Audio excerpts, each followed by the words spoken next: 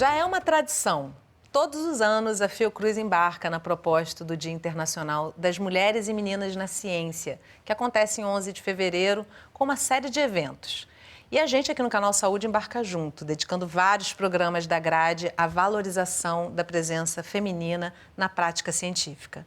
A homenagem tem data certa, mas elas ocupam cada vez mais espaços e isso acontece o ano inteiro. É sobre mulheres e meninas na ciência que a gente conversa no programa de hoje. O mercado de trabalho nunca foi favorável à mulher. Na ciência não é diferente. César Lattes, né? Meus orientadores. Carl Sagan, vou pensar em Neil deGrasse Tyson. Como despertar para as meninas serem cientistas, principalmente meninas pobres? Hoje, a gente já observa que está tendo maior equidade. Eu mesma.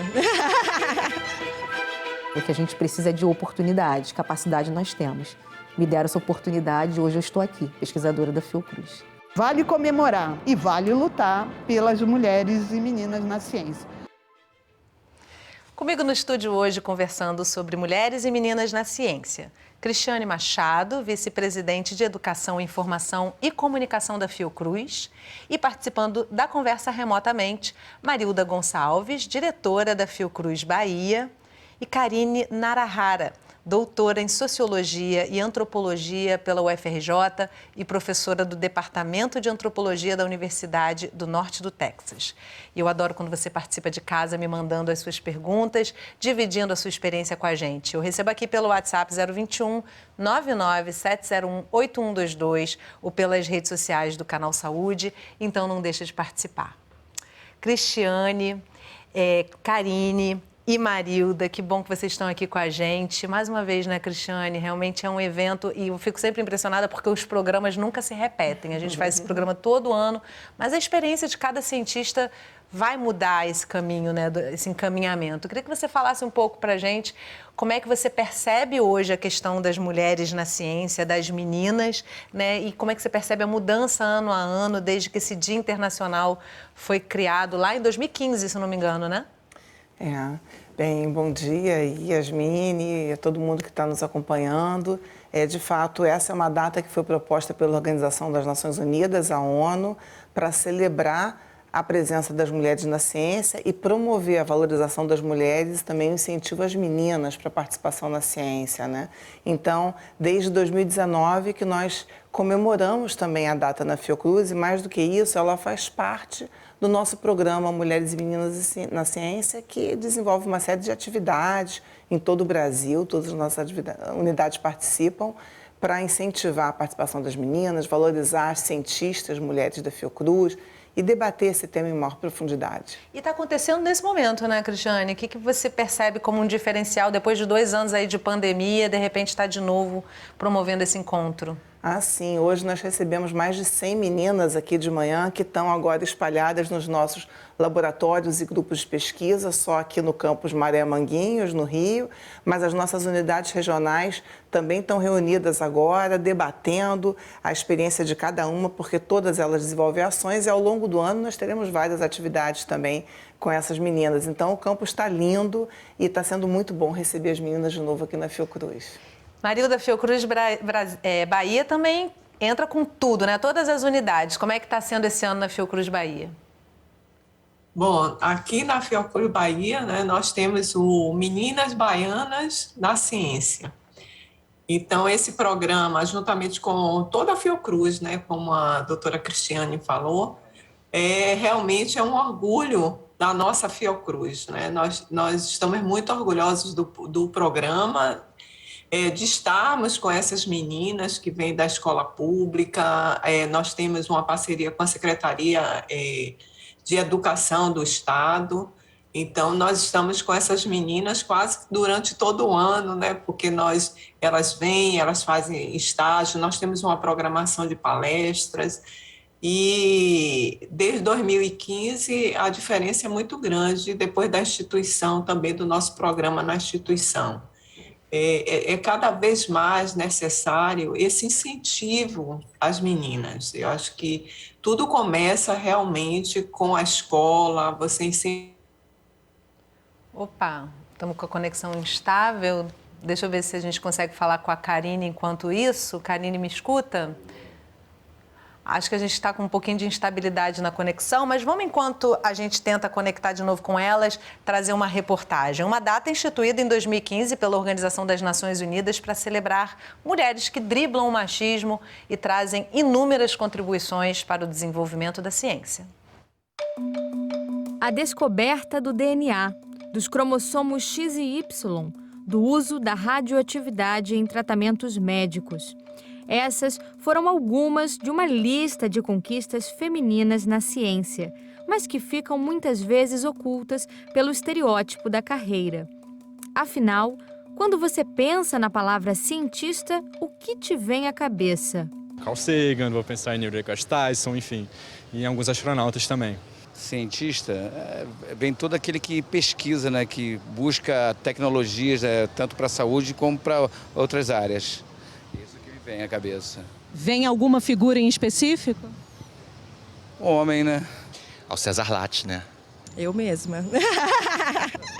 Além de você, mais alguém? Além de mim, meus orientadores.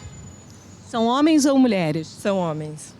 E você conhece sabe algum nome de alguma cientista brasileira, mulher? Quem que você conhece? Eu gosto muito da Bibi Barlash, ela é doutora em mecânica quântica, ela hoje trabalha no Japão. Alguma figura da ciência que você tenha guardado na sua memória? Sim, a minha professora Alice Casimiro Lopes, que foi minha orientadora de iniciação científica. Ela é uma mulher muito potente na educação e uma grande produtora de ciência. Apesar de pouca gente pensar em mulheres quando o assunto é ciência, são inúmeras as contribuições das cientistas para a sociedade. Nise da Silveira revolucionou os tratamentos de transtornos mentais. Johanna Dobreiner inventou o álcool combustível. Ada Lovelace foi a primeira programadora do mundo no século XIX. São muitos nomes e pouco reconhecimento em uma sociedade que, na maioria das vezes, atrela a atividade científica ao pai da teoria da relatividade. O mercado de trabalho nunca foi favorável à mulher. A gente sabe que as mulheres, sempre foram, às vezes ocupam a mesma posição que os homens e recebem menos que os homens pela mesma posição. Então, na ciência não é diferente. Cristina Araripe, pesquisadora da Fiocruz há 21 anos, comenta que a luta atual não é apenas por reconhecimento, mas por estímulo e igualdade de gênero nos cargos científicos, principalmente os de liderança. Temos, na própria Fiocruz, mais de 60% dos postos de liderança na área da gestão ocupados por homens. Foram necessários 120 anos de história para que a gente começasse a falar, e aí essa conquista foi feita há poucos anos atrás, de termos uma presidente mulher. Isso, por si só, já é algo bastante significativo. Apesar do avanço da presença feminina nas mais variadas áreas do conhecimento, dados revelam que no mundo apenas 30% de cientistas são mulheres. No Brasil, os números correspondem a 40,3%.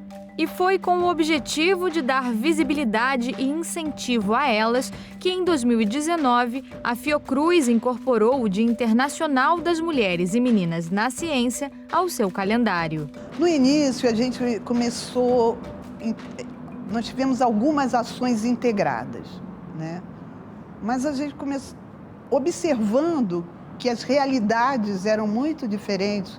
O Norte, o Nordeste, o Centro-Oeste, o Sul, o Sudeste. Hoje a gente tem na Fiocruz, que está presente em 10 estados e no Distrito Federal, um conjunto de iniciativas que vão desde projetos voltados para meninas negras na ciência até projetos de memória. Então, eu acredito que é a partir também dessa diversidade, dessa pluralidade de ações que nós vamos mudando a realidade institucional. E ó, você que está em casa, aproveita para homenagear uma cientista, alguém que te inspira na ciência, uma mulher. Manda sua participação para a gente aqui pelo nosso WhatsApp. Deixa eu retornar lá para a Marilda, que a gente perdeu a conexão com você, Marilda. Você estava falando das meninas baianas na ciência, né? Que é promovido pela Fiocruz Bahia, para a gente concluir aí a sua fala, que a gente perdeu o finalzinho. Acho que a gente está de novo com a conexão estável. Deixa eu ver se a Karine está presente aqui com a gente. A gente está com a conexão instável com elas. Agora, deixa então trazer aqui para Cristiane. Cristiane, fazer ciência sendo mulher, né? Assim, ser cientista e ativista é quase um pleonasmo, me parece, né? É necessária uma resistência enorme, né? Como é que você percebe isso? Assim, a sociedade brasileira é bastante machista ainda, então existem desigualdades em vários planos, né? Estava vendo no mercado de trabalho, condições diferenciadas de remuneração, de ocupação dos espaços de poder, de liderança. Isso também acontece na ciência, né? É claro que as instituições não estão livres disso. Então, é necessário muita persistência e muito diálogo também, além de promover a equidade ativamente com ações específicas, afirmativas de inclusão, promover debates sobre isso, né? Que transcendam até o espaço científico, de identificar esses problemas na sociedade para que eles não se repitam, para que a gente vá combatendo estereótipo, discriminação, por ações concretas e também na dimensão simbólica, né? Vamos tentar de novo. A nossa conexão está bem instável, né, Marilda? Desculpa. Vamos lá, eu quero te ouvir. Bom, novamente, né? A gente é mulher, a gente não desiste jamais. Vamos lá. Tá certo. Falando um pouco, assim, continuando um pouco do que Cristiane falou, né? Com relação... Nós temos esse programa da Fiocruz e com relação a esse, realmente, combate ao racismo, né? Ter mais ações afirmativas para que exista uma inclusão das meninas, né? Porque você precisa... despertar essa vocação científica nas meninas para que realmente elas possam pensar em estar na universidade e se tornarem pesquisadoras e também nas áreas que são consideradas, como foi falado anteriormente, na matemática, nas engenharias, na física, que são áreas realmente mais voltadas para o público masculino, né? Então, eu acho que esse é um desafio muito grande com relação à expansão, né, da participação das mulheres na ciência. Fazer com que mais meninas se vejam nesses lugares que são eminentemente masculinos.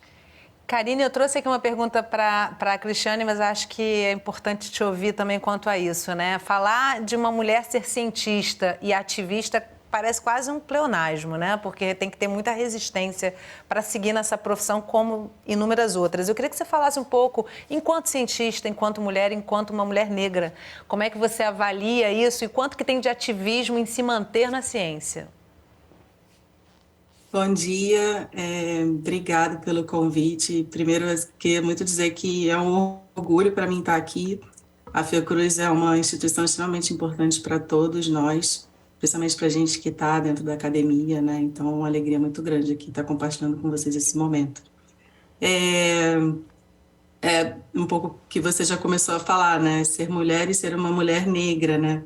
Tentando fazer ciência, tentando produzir conhecimento acadêmico, são múltiplos desafios, né? E, principalmente para mim, né, sou antropóloga, estou dentro do campo das ciências humanas, trabalho com populações indígenas, trabalho com comunidades negras, trabalho com comunidades tradicionais. Então, uma das grandes questões que surge é a possibilidade de diálogo entre saberes, mas também os múltiplos conflitos entre saberes, né? A ciência moderna, a ciência hegemônica também produz muitas violências sobre comunidades negras e indígenas, né? Então, estar dentro de um espaço acadêmico enquanto mulher negra, atravessada, enquanto uma mulher negra que trabalha com comunidades indígenas também está atravessada por essas múltiplas tensões. E, Karine, você está nos Estados Unidos, como é que essa data é comemorada por aí?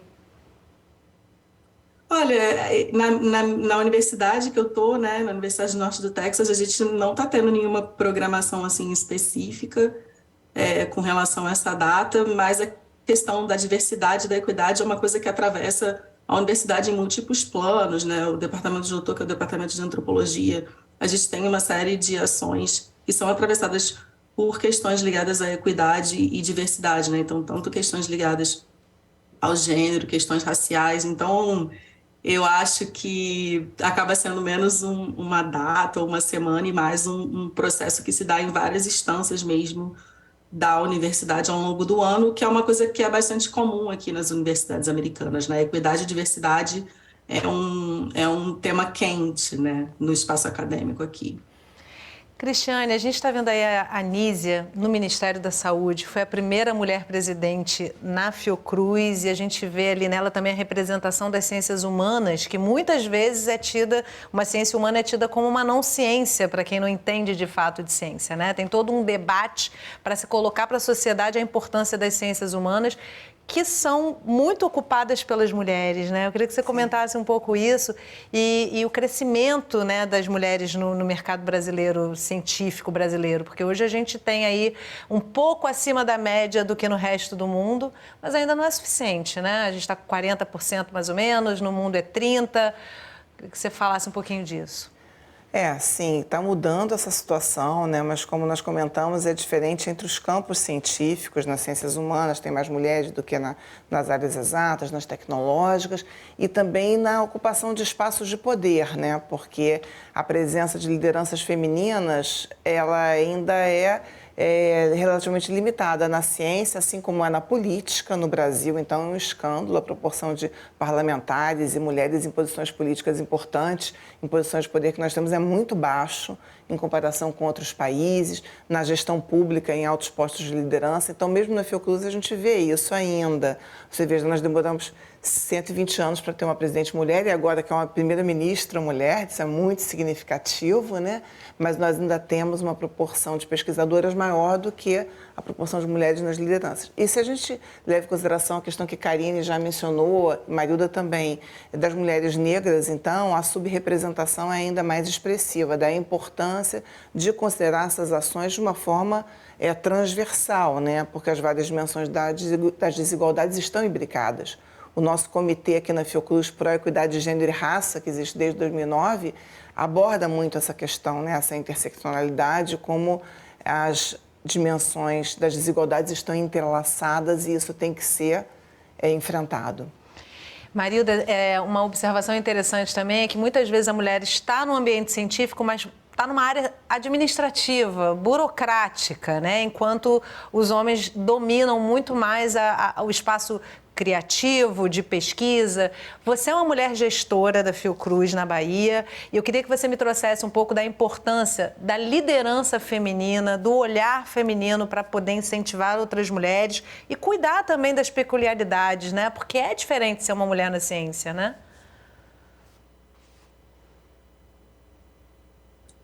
Eu acho, assim, super importante que esses espaços sejam ocupados pelas mulheres, né? Mas é um caminho difícil. Então, a meu ver, nós temos que incentivar também as mulheres estarem nesses espaços de gerenciamento, né? Nesses espaços de gestão, porque também é um espaço liderado pelos homens, eminentemente masculinos. E uma peculiaridade que eu acho que tem que ser levada em conta é que as mulheres sempre ficam naquela posição de ajudar, né? Mas os espaços de liderança, ela fica ainda com o homem. Então, a Fiocruz tem feito esse movimento. Aqui no Instituto, eu sempre faço esse movimento, né? Desde uma simples portaria para colocar pesquisadores. Eu não assino nenhuma portaria se não tiver mulher junto com os homens. Então, eu acho que esse olhar de você estar atento, mesmo para as rotinas de trabalho, né? Você que está na gestão, ele é importante para que essa inclusão ela seja cada vez mais visível. Então, eu acho que a mulher que chega a uma diretoria, a uma coordenação, ela precisa ter esse olhar de inclusão, de trazer outras mulheres. E isso aconteceu muito com a presidente Nízia, quando ela assumiu a presidência da Fiocruz, né? Então, foi realmente um divisor de águas dentro da Fiocruz, e depois nós temos a Cristiane. Então, isso também empodera o público feminino da instituição, empoderou. Então, nós todos nos sentimos capazes de estarmos nesse lugar. Então, eu acho que essa visibilidade é que é importante também para que mais mulheres se vejam nessas posições de poder, né? Porque é muito importante a gente espelhar, né? É uma tarefa difícil, mas é importante que realmente você traga as outras mulheres, né? Segure na mão e venha trazendo as outras mulheres. Acolha, né? Karine, você é de duas áreas científicas importantíssimas para esse debate que a gente está trazendo hoje, que é a sociologia e a antropologia, né? A antropologia é uma ciência relativamente nova, recente, se comparada com outras muito mais antigas, mas ela realmente vem revolucionando nesse olhar de percepção do que é cultural e do que é biológico, né? De separar as coisas. Uma das ideias que a gente hoje sabe equivocadas é a ideia de que mulher não nasceu para fazer tal coisa, a ideia de que mulher não tem capacidades necessárias para tais coisas, e que o estímulo de que a gente está falando aqui no programa, né, Cristiane, da menina desde cedo, saber que ela pode sim ser cientista, muda tudo isso. Eu queria que você trouxesse um pouco de um relato de experiência pessoal sobre essa questão da capacidade feminina. Você já se deparou com isso, de um questionamento, você é mulher, você não está no lugar errado, já vivenciou, ouviu alguém vivenciando essa experiência? Eu acho que é interessante, né, esse dado de que a Cristiane estava comentando, né, de que a gente tem mais mulheres nas ciências humanas, né, nas áreas das humanidades, e como você colocou, né, que são tidas como ciências menores, ou como não ciência, né? Então, ciência de verdade são as ciências duras, as hard science. E isso, eu sempre comento isso com os meus alunos, né? Isso tem consequências práticas muito importantes dentro das políticas das universidades, né? Então, as humanidades são os departamentos, os colleges que recebem menos recurso, em que os professores têm um salário menor, né? Aqui, né, principalmente que é um mercado de trabalho, a academia é um mercado de trabalho, né? Você recebe uma proposta de trabalho e você vai negociar seu salário com a universidade. Então, é real, assim, né? Você vai ter um salário menor em departamentos que são considerados ciências menores, né? E não coincidentemente, você tem mais mulheres nessas áreas de produção de conhecimento acadêmico, né? Eu acho que as violências de gênero e as violências raciais dentro da academia, muitas vezes elas são muito sutis, né? E às vezes quase, especialmente quando no Brasil, que a gente tem essa falácia de que a gente vive numa democracia racial, né? E isso foi propagado e construído também dentro do ambiente acadêmico, né? A gente tem que olhar por passado das ciências humanas no Brasil, e esse mito da democracia racial ele foi construído dentro da academia também, né? Sustentado teoricamente. Então, essas violências muitas vezes acabam sendo sutis, né? Em pequenas negações de espaço, de visibilidade, ou questionamentos com relação ao seu trabalho, né? Eu gosto muito de um livro da Grada Quilomba, né, Memórias da Plantação, em que ela fala, né, mulheres negras são sistematicamente acusadas, nós somos sistematicamente acusadas de sermos pouco objetivas, ou muito subjetivas, muito biográficas, né? Vocês têm sempre essa necessidade de falar de onde vocês vêm, né? Enquanto que, para mim, todo cientista deveria falar de onde ele vem. Que motivação levou ele para aquele tipo de pesquisa, para aquele tipo de abordagem? Não só nós, por exemplo, antropólogos negros, antropólogos indígenas, é uma discussão que a gente tem bastante dentro do campo da antropologia, né? Então, essas violências podem ser muito explícitas, mas elas podem ser muito sutis também, né? E aí a solidão, né? Quando você tem poucas pessoas negras, né? Uma coisa também que muitas vezes nós mulheres negras temos esse lugar de encontro com os homens negros com relação a essas violências e esses silenciamentos também, né? E por ser um lugar muito solitário, né, em que você olha ao lado e não vê iguais, não se reconhece, e muitas vezes você não tem nem com quem dividir essas experiências, né? Será mesmo? Mas por que essa pessoa falou isso naquele momento, naquela situação? Por que eu tive aquele espaço negado? Ou por que eu tive aquela crítica, tal crítica no avaliador do meu artigo, né? Então, muitas vezes falta até pessoas para você compartilhar essa experiência. É até a importância dessa reflexão, porque muitas vezes no processo de identificar esses padrões de comportamento e de negação de espaços, se apropria dessa percepção, se diz, eu tenho consciência do racismo, mas calma, você está levando muito para o pessoal, né? Isso acontece o tempo todo, Sim. né? Não é bem assim. Não é bem foi assim. Isso que eu quis você está dizer. exagerando. Não é bem. Você não está compreendendo o que está acontecendo, né? De novo, é isso, né? Até na experiência da violência, nossa capacidade de compreensão, ela é sistematicamente questionada. Não é bem isso que eu falei. A primeira fala que para mim chama a atenção é: eu não sou racista e eu não sou machista. Ou seja, eu não perceber que você está embebecido numa sociedade machista e racista e que dificilmente você não o será. Você precisa estar atento o tempo todo para não praticar, né? Eu preciso fazer um intervalo rapidinho, mas no próximo bloco, uma trajetória como a de muitas mulheres negras que atravessam inúmeras dificuldades para fazer ciência. A gente já volta. Não sai daí.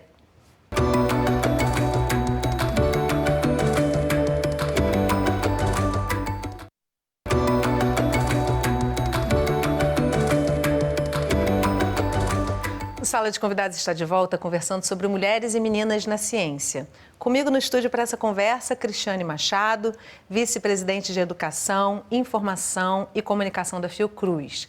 E participando da conversa remotamente, Marilda Gonçalves, diretora da Fiocruz Bahia, e Karine Narahara, doutora em Sociologia e Antropologia pela UFRJ e professora do Departamento de Antropologia da Universidade do Norte do Texas. E você que ainda não participou do programa hoje, me manda suas perguntas, traz a sua experiência para a gente pelo WhatsApp 021 997018122 ou pelas nossas redes sociais. Ciência, diversidade, feminismo e inclusão. No meio acadêmico, ainda são muitas as dificuldades para as meninas e mulheres, principalmente as negras, que desejam ser cientistas. Eu sou Michele Alves Monteiro, né, mas geralmente eu me apresento como Michele Alves, né, para valorizar, né, a minha ancestralidade feminina, né, que é a minha ancestralidade negra. E eu sou química industrial e atuo na área de pesquisas de vigilância sanitária em medicamentos. A atuação científica não estava nos planos de Michele. Ela conta que a falta de representatividade feminina na carreira e de estímulo no ambiente escolar desde o ensino fundamental sempre tornaram a profissão algo distante da realidade. Eu só fui pensar em ser cientista quando eu estava no ensino médio, terminando, quando eu tive uma oportunidade de fazer um curso técnico em Química, porque antes eu pensava em fazer Direito. Então, às vezes, a falta da representatividade, então, como eu sou oriunda de uma escola pública, às vezes a gente não tem condições de ter laboratórios, né, na área da ciência. Então, como despertar isso, né, para as meninas serem cientistas, principalmente meninas pobres, né, negras, oriundas de escola pública. A pesquisadora revela que na sua formação, um dos maiores desafios foi a permanência e que já no segundo período necessitou de um estágio para conseguir continuar os estudos. Eu, de Cascadura, passei para a Universidade Federal Fluminense em Niterói. Então, ali, só esse deslocamento já era um gasto, que realmente minha família não tinha muitas condições para isso. Então, quando a gente tem as ações afirmativas, nós temos as cotas, né, que faz com que, né, a pessoa pobre, a pessoa negra vá para as universidades, mas a gente também tem que começar a ver os auxílios permanência, né? Porque, assim, muitas vezes a gente não tem grana para se manter dentro das universidades. Presidente do Sindicato dos Servidores de Ciência, Tecnologia, Produção e Inovação em Saúde Pública, Michele conta que é militante das causas contra o machismo e o racismo na ciência. Eu falo que eu junto também o meu lado enquanto cientista e o meu papel também quanto a minha militância. Então, esse caminhar junto me faz me evoluir cada vez mais. Isso também faz com que eu lute pela ciência também, né? Pela valorização da ciência. Por isso que eu sempre falo que a gente precisa de oportunidade, capacidade nós temos. Me deram essa oportunidade e hoje eu estou aqui, pesquisadora da Fiocruz. Para Cristina Araripe, é preciso investimento em políticas que estimulem cada vez mais o ingresso, a permanência e a formação de mulheres na área científica. Ela destaca ainda o papel da Fiocruz na luta por equidade de gênero em áreas de liderança. Hoje, com mais de 40 programas de pós-graduação, a gente já observa que está tendo maior equidade, tanto em termos de ingresso nos programas, permanência e saída. O que a gente tem feito seguindo uma política que vinha sendo muito importante no nosso país, teve uma queda, mas a gente com certeza vai voltar forte com ela, que é de levar em consideração o fato de que uma jovem pesquisadora que é mãe e que vai se dedicar naqueles primeiros meses ao filho, precisa, na hora em que ela for avaliada da sua carreira, levar em consideração que foi algo que, de repente, deu uma paradinha, diminuiu a produção dela. A ciência, junto com a educação, pode promover transformações extraordinárias.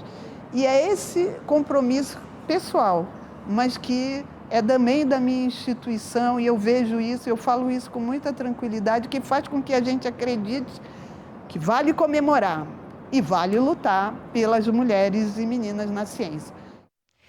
Vale, né, Cristiane? É tão bonito esse evento todos os anos que a gente vê acontecer aqui na Fiocruz. Agora, uma fala interessante, importantíssima da Michele, né? Não basta que exista a cota. É preciso trazer também apoio para que essa menina, e também como a Karine trouxe, ou mesmo um menino negro ou pobre, possa chegar nesse lugar, né?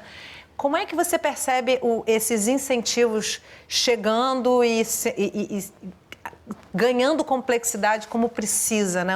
Para uma situação que é muito mais complexa de se resolver, né? São necessárias políticas públicas abrangentes, integradas e com ações para a equidade, né? Com ações afirmativas. Isso desde a creche. Quando a gente fala da presença da necessidade de creches públicas, por exemplo, né?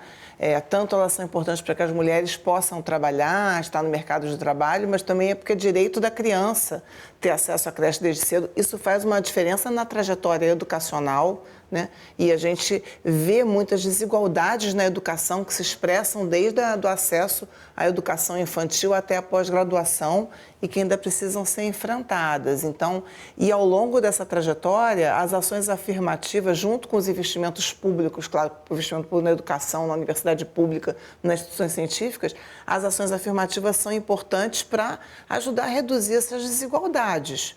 Então, eu tive 2 filhas durante o doutorado, estava comentando, né? Isso impacta muito a vida, mas eu tinha uma condição de apoio familiar e eu tive a creche da Fiocruz.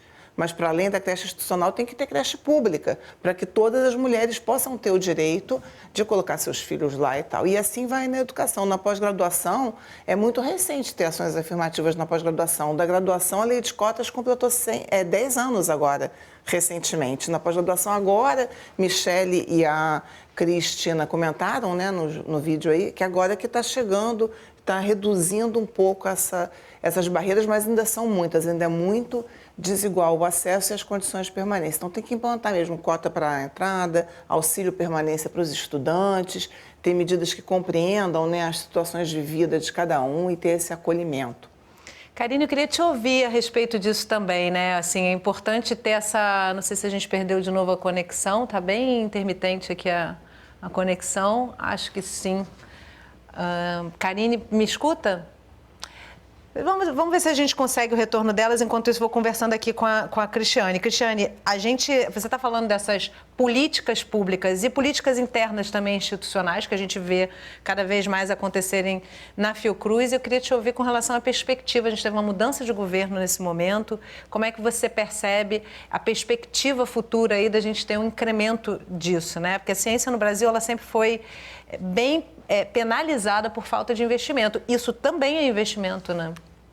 Não, sem dúvida. Eu acho que agora a gente tem uma perspectiva, esse governo está colocando muito fortemente na agenda, né, a questão da redução das desigualdades, da promoção da equidade. Isso se manifestou até um pouco mais na composição do Ministério, né? Acho que as colegas voltaram, podem comentar também, sim, que é um Ministério que tem um pouco mais de mulheres, ainda é desequilibrado, e mulheres negras, a gente tem ministras muito potentes e importantes. Mas talvez o Ministério, a esplanada mais equânime que tivemos até aqui, longe de ser equânime, mas a mais próxima disso, né? Sim. Karine, eu estava passando para você, a gente teve uma intermitência aqui na internet, eu queria te ouvir com relação a essa questão dos auxílios para permanência, transporte, dessas questões que muitas vezes se colocam de forma muito mais impositiva para a população negra e para os estudantes mais pobres, né? E como é que você percebe a evolução disso, no Brasil e no exterior, se você quiser até fazer uma comparação. Né, permanência de estudantes, no caso do Brasil, né, permanência de estudantes negros e estudantes indígenas, né? Sim. Eu acho que, pensando no Brasil, né, a gente avançou muito em termos de... ou a gente avançou um tanto em termos de ações afirmativas, né? Então é muito notório. Eu, né, comparando 20 anos atrás, quando eu era uma estudante de graduação, quando eu começo a lecionar no Brasil, né, é evidente, né, que a gente passa a ter um pouco mais de diversidade nas universidades brasileiras, né? Então eu sempre menciono o caso, né, eu me graduei em Ciências Biológicas na UFRJ e hoje em dia na UFRJ existe um coletivo de estudantes negros, negras e negres, né? Então, o que para mim era imaginável, né? Eu tive o prazer de poder contribuir num seminário que esses estudantes estavam organizando e para mim foi muito emocionante, né? Eu falei, eu nunca imaginei em toda a minha vida que um dia eu ia estar aqui na UFRJ, no Fundão, no Instituto de Biologia, numa atividade estudantil organizada por estudantes negros, né? Então, é notório como mudou. Mas a gente avançou muito pouco nas políticas de permanência, né? Então, que é uma coisa que já foi falada aqui, né? Não adianta criar o espaço, né? Como você permanece nesse espaço, né? Então, já tive estudante me mandando e-mail, professora, eu não vou poder estar no encontro do laboratório hoje porque eu não tenho dinheiro para pagar a passagem para chegar na universidade, né? Então, eu acho que, né, a gente tem esperança que agora a gente consiga mobilizar recursos no Brasil para avançar nessa questão das políticas de permanência. A gente teve um avanço num certo momento que foi limitado, mas foi importante. A gente teve um retrocesso quase que total, né, nos últimos 4 anos, né? E que é um debate aqui também, né? A questão da permanência, aqui tem uma discussão muito grande do que eles chamam de primeira geração que vai para a universidade, né? Que são aqueles estudantes que são primeiros estudantes da família que conseguem chegar na universidade, né? Então, tem um debate muito grande com relação ao acesso à alimentação, por exemplo, né? Um debate aqui no campus. A gente tem um trabalho, a minha chefe de departamento, né, a professora Lisa Harry, tem um trabalho específico com questão de segurança alimentar entre os estudantes no campus, né? Então, aqui também é uma discussão moradia, alimentação. É interessante a gente começar a olhar um pouco mais para a questão da meritocracia enquanto questão de resiliência, né? Porque meritocracia deveria ter uma relação com a resiliência de atravessar, isso sim é meritocracia, né? Atravessar fazer tantos embates para poder chegar em algum lugar. Eu tenho uma participação aqui da audiência, o Rodrigo encaminhou para a gente 2 colocações que eu acho bem construtivas aqui para o nosso debate e vou trazer para você. Primeiramente, Marilda, ele pergunta o seguinte, como é que a gente pode trazer uma motivação relacional, como pensar, trabalhar com homens e os meninos, o espaço das mulheres na ciência? E ele complementa, ainda sobre a pergunta anterior, já se pensa em trabalhar isso nas escolas e instituições de pesquisa? Obrigada pela pergunta, Rodrigo. Muito boa pergunta. Essa pergunta é muito boa, né? Eu acho que, na verdade, você tem que pensar em trazer uma equidade, né? O nosso objetivo é ter a equidade de gênero, de raça em todos os lugares. Então, eu acho que, assim, é importante que esses projetos que estão em andamento também pensem nesse aspecto. né, de trazer as meninas, mas que também traga essa relação de convivência para que os homens também eles aceitem a presença feminina. Porque para que não exista uma competição, né? Quer dizer, as mulheres também têm um olhar diferente do homem, e nós nos complementamos, e isso tem que começar na educação, tem que começar em casa, com as mães, trazendo esse conceito de igualdade, de participação igual na sociedade, tanto de homens como mulheres. Ter uma oportunidade, né? Ter oportunidades iguais. Então, eu acho que não só trabalhar a presença feminina na ciência, mas também a presença dos dois, né, dos gêneros na ciência, porque precisa haver esse reconhecimento de que a mulher complementa. Então, a mulher traz aspectos que são diferentes, o feminino traz aspectos diferentes do masculino.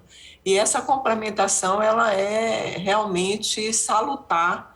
A diversidade de pensamento, a diversidade nas discussões acadêmicas, científicas, ela é importante para que ocorra um crescimento de toda a população, né? De todos os segmentos da nossa população. Então, eu incentivaria desde a infância, né? As mães, como a doutora Cristiane falou, nas creches, nós temos que criar atividades nesses espaços que realmente levem as crianças a perceberem a igualdade de oportunidades que deve haver. É uma brincadeira numa creche em que a gente vai colocar menina, nós podemos colocar a menina e o menino em condições iguais, por exemplo.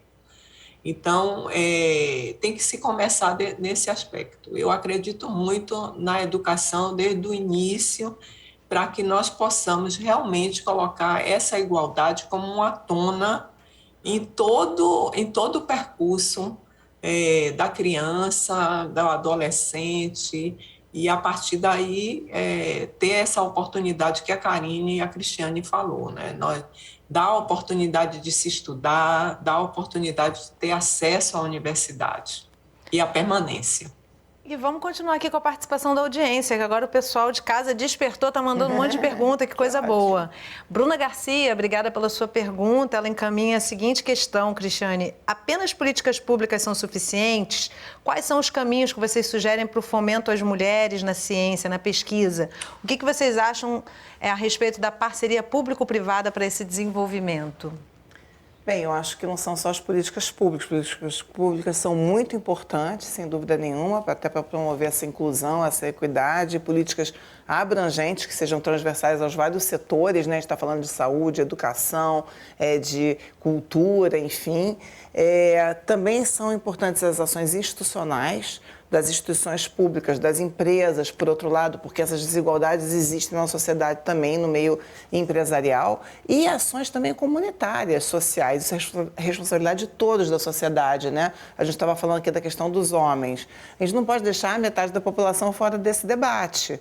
Então, os homens têm que estar participando desse debate. A educação dos meninos tem que ser diferenciada. E a gente tem uma responsabilidade sobre isso, né? De criar os meninos diferentes. Se só as meninas brincam de boneca, aquele menino vai crescer achando o quê? Que só as mulheres têm que cuidar das crianças. E que pai que ele vai ser, né? Ele vai achar que ele não tem responsabilidade sobre aquilo, sobre o cuidado. Então, esse é um exemplo de uma coisa que... Dar uma boneca para um menino é algo ainda tão, nossa, mas vai virar uma menininha, né? O ser homem é não ser uma menininha, né? Eu conheço um exemplo, a escola de uma criança que eu conheço, né? O filho da minha enteada, meu neto, por assim dizer, eles têm um programa do menino levar a boneca para casa. Todas as crianças levam boneca para cuidar da boneca no final de semana, meninos e meninas. E teve um dia que pararam a minha enteada no metrô e uma senhora falou para ele com a bonequinha todo feliz no metrô, porque estava levando a boneca para ele cuidar no final de semana. Ué, mas você não tem medo? Aí a minha enteada falou para ela, mas medo de quê? Dele ser pai? Então, por exemplo, né, fez uma resposta assim, porque... Então, essas coisas não podem ser. É papel de todos, né? Na sociedade, na comunidade e tal. Naturalizar mais esse lugar, né? E vamos continuar nas perguntas da audiência. Vou mandar para você, Karine. A Ana Guarda, de São Paulo, mandou para a gente pelo WhatsApp. Minha irmã é farmacêutica, já se recusaram a aceitar receitas dela, porque, segundo essas pessoas, mulher não entende de química. Queria te convidar a comentar. Mulher não entende de química. A gente ainda tem que ouvir isso em pleno século XXI.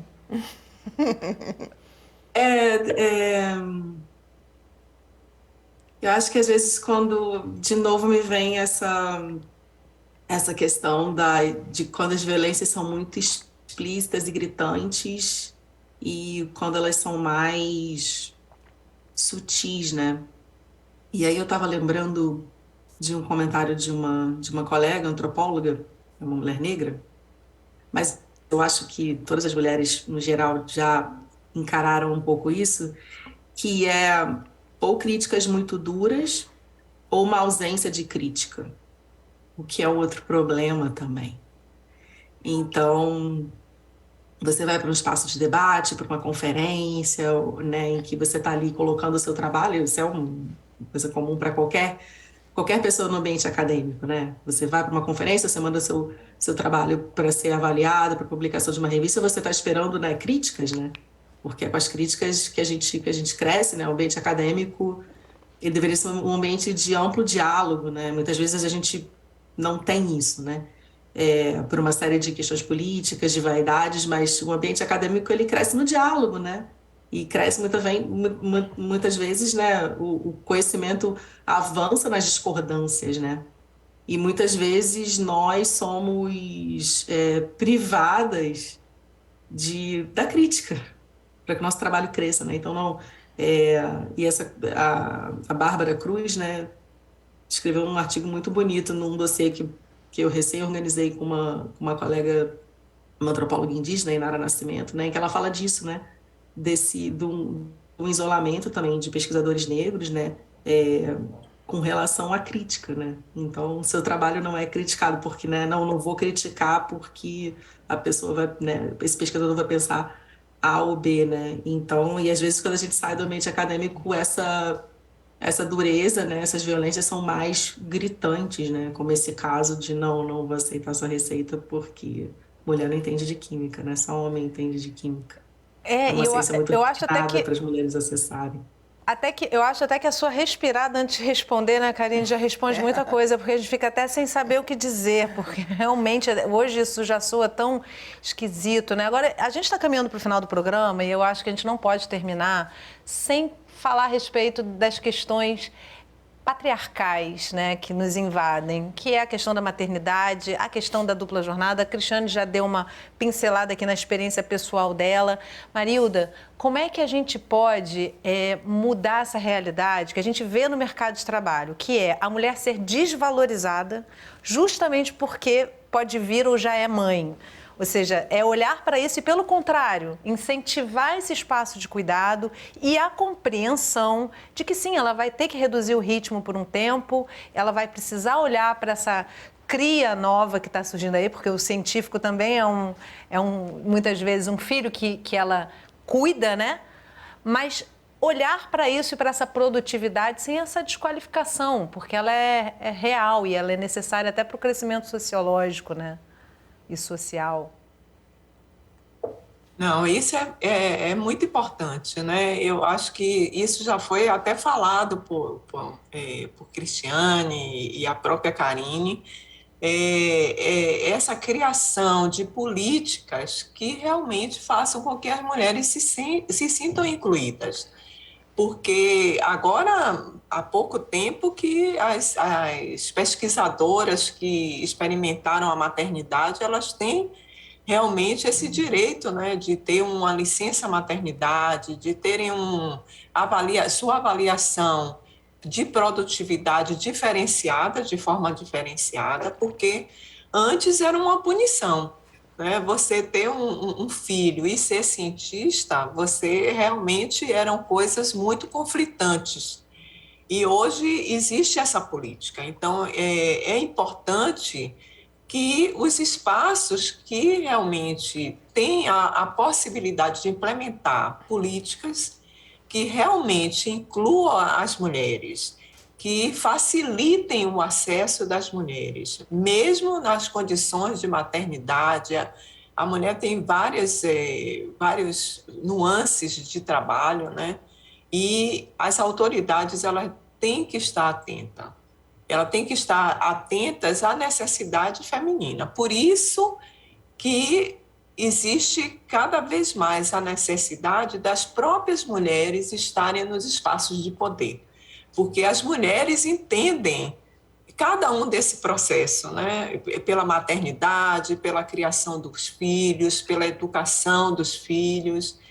Então, a participação feminina, ela se faz importante exatamente para que as mulheres elas possam ajudar na implementação dessas políticas, de leis, de políticas, para que cada vez mais as mulheres elas sejam incluídas em cada um desses espaços, porque todos têm o mesmo direito. Cristiane, a gente tem um estudo, né, sobre mulheres na pandemia, o Parenting Science, de 2020, que demonstra a desigualdade de gênero com relação à parentalidade, né? Durante a pandemia, a produtividade entre homens e mulheres se diferenciou ainda mais, né? Queria um rápido comentário seu sobre isso. Esse estudo é muito interessante porque ele mostrou que a pandemia impactou mais as mulheres do que os homens em termos da sua produtividade acadêmica, da sua possibilidade de trabalhar remotamente ou não, e mais as mulheres com filhos e mais as mulheres negras do que os homens negros e do que as mulheres brancas. Então, foi um estudo muito contundente que mostra como, nesse cenário de crise, as desigualdades aí de gênero e de raça ficaram ainda mais evidentes, né, e na relação com a maternidade, por exemplo, porque as mulheres elas são mais responsabilizadas pelo cuidado com os filhos, mas também com os idosos, também com as pessoas da família com deficiência. É importante falar isso, né? A gente está falando de desigualdade aqui de gênero, raça, mas as mulheres com deficiência e as mulheres que têm filhos com deficiência ou que às vezes têm que cuidar de familiares, isso é muito atribuído às mulheres. Isso afeta também a sua possibilidade de inserção profissional e, inclusive, na área acadêmica. Então, são questões que a gente tem que considerar muito seriamente. A pandemia expôs muita coisa, né? Nesse sentido, aguçou, deixou mais agudo uma série de fatores que já eram existentes na sociedade. Karine, eu não te perguntei se você é mãe ou se você não é mãe, mas eu queria trazer, primeiro te deixar à vontade se você quiser relatar sobre isso ou não, mas eu queria trazer para você uma questão que é a seguinte: muitas mulheres cientistas decidem não ter filhos e nessa hora elas também são penalizadas, né? Tipo, não vai ter filho, mas mulher precisa ser mãe, né? Então, a mulher sempre tem ali um julgamento social, qualquer que seja a escolha dela, né?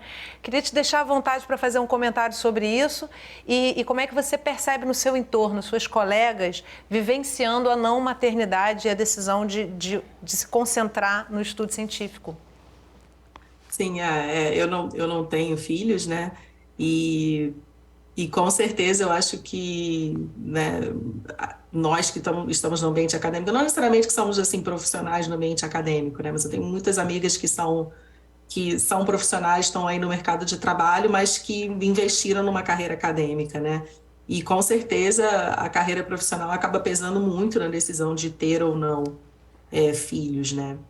E falando com uma mulher, né, sem filhos, uma mulher que não foi mãe, tem um ponto que eu acho que é bem importante mesmo para nós mulheres que não temos filhos, que é ter uma vida pessoal, né? O ambiente acadêmico, do jeito que ele é, com esse atravessamento de tantas desigualdades, né, ele muitas vezes nos penaliza na nossa vida pessoal, porque, bom, se é mulher, você tem que mostrar mais, e se você é uma mulher negra, mais ainda. Isso significa finais de semana trabalhando, noites trabalhando. Então, isso se reflete, né, na vida pessoal de uma forma geral, mesmo das mulheres que não são mães, né? Então, como uma mulher não mãe, isso era uma questão que eu também queria pontuar. E eu acho que, né, sensibilidade na avaliação de produtividade, ela é bem importante e interessante, né? E estando aqui num ambiente acadêmico em que todo mundo é avaliado por produtividade, né? Mesmo se você já tem estabilidade na carreira, anualmente, você vê, né, que realmente essa flexibilidade, essa equidade na avaliação de produtividade, ela é bem importante, tem resultados práticos, assim, bem importantes. Cristiane, eu vou encerrar o programa com você, a gente já está no finalzinho. Eu queria trazer uma última fala sua, refletindo um pouco sobre isso que a Karine trouxe para a gente, né? Assim, esse julgamento feminino. Os homens são criados, como diz Valesca Zanello, para amar muitas coisas. Eles podem ser tudo, né? Eles podem trabalhar, estudar, sair para o futebol, beber com os amigos e está tudo certo. A mulher foi criada para amar o homem e, eu diria, por extensão, a família, né? Essa dedicação à família. Lugar de mulher é onde ela quiser, né? É isso mesmo, Yasmine. A Karine falou uma coisa interessante, que é isso das mulheres às vezes serem criticadas por qualquer opção que faça, né? Ter filhos, é não ter filhos, é você preservar um espaço seu, né, de vida e de, enfim. Então, essa questão do julgamento moral é o tempo inteiro colocado. Então, essa é uma questão importante também para a gente abordar com as meninas, né? Quando a gente recebe e incentiva as meninas na ciência, não é só a ciência, é a representatividade, que também Marilda comentou isso é a menina ver que ela pode ocupar esse espaço e outros espaços, né? A gente reconhecer que as oportunidades são diferentes, mas não deveriam ser, colocar na pauta a questão do direito, né, do direito material, concreto, né, acesso às políticas públicas e tal, né, que elas têm que ter, e também do simbólico dela ser respeitada nas suas escolhas, nas suas opções, de não ser diminuída. Então, isso é muito importante. Essas ações trazem esse debate, e as meninas trazem quando elas vêm, além delas perguntarem sobre ciência, delas interagirem, elas falam sobre vivências que elas têm, barreiras que são colocadas no cotidiano. Então, a gente dá essa mensagem, o reconhecimento de que, infelizmente, nem todas conseguem ser o que elas gostariam de ser, mas que elas têm o direito de, e que a gente tem que lutar para que todas sejam o que elas querem ser na vida. É isso. Muito bom encerrar o programa com isso. Cristiane, muito obrigada. Obrigada, Marilda. Obrigada, Karine, pela presença de vocês e por mais mulheres e meninas na ciência, né? Essa geração aí que está com 20 e poucos anos para baixo, não tenho a mínima dúvida que ela vai estar em todos os cantos, em todos os lugares, vivendo como melhor entender, né? O importante é ser feliz e escolher o que se quer fazer.